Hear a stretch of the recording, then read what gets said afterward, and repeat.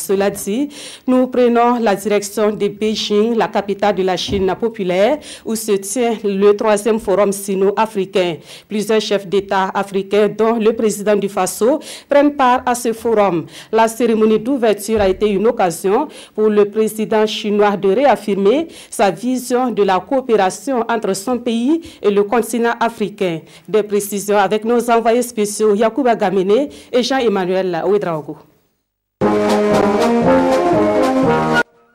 L'Afrique et la Chine mettent dans la main pour un futur partagé.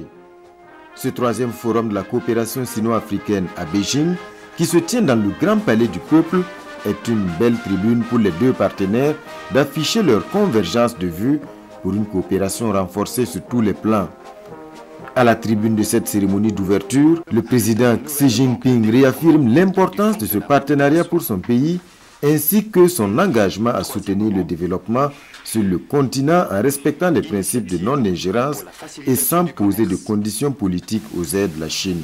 Pour le président chinois, la coopération sino-africaine produit déjà ses résultats avec la mise en œuvre de projets d'envergure sur le continent et pour les 3 prochaines années, l'Empire du Milieu compte davantage délier les cordons de la bourse pour financer 8 domaines prioritaires, à savoir l'industrie, les infrastructures, le commerce, l'environnement, la formation, la santé, la culture, la paix et la sécurité. La Chine se positionne comme un des plus gros contributeurs de l'Afrique en termes de financement et un des plus gros soutiens donc, au développement de l'Afrique. Et pour donc un partenariat, comme le président Xi Jinping l'a dit, un partenariat gagnant-gagnant pour une communauté de destin et pour une amitié dans laquelle il y a le respect de part et d'autre. Un destin commun Chine-Afrique, c'est également la vision du président de la Commission de l'Union africaine.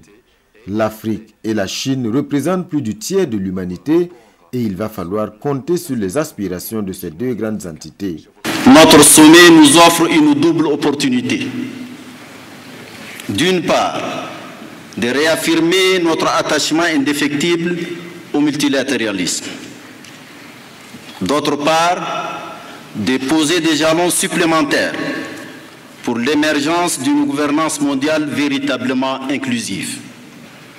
Celle-ci doit, en d'autres termes, se départir de toute tentative de perpétuation des équilibres anachroniques hérités de la Deuxième Guerre mondiale pour prendre en compte les réalités du monde actuel.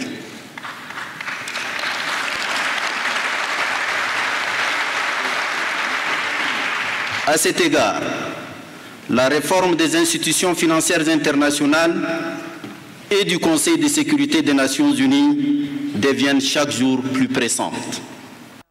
L'Afrique et la Chine, une coopération sud-sud saluée par le secrétaire général des Nations Unies. Antonio Guterres partage les objectifs de bonne gouvernance dans ce partenariat ainsi que la protection de l'environnement. À cette cérémonie d'ouverture, le Burkina Faso et les 2 autres nouveaux venus dans la grande famille ont été accueillis par des ovations.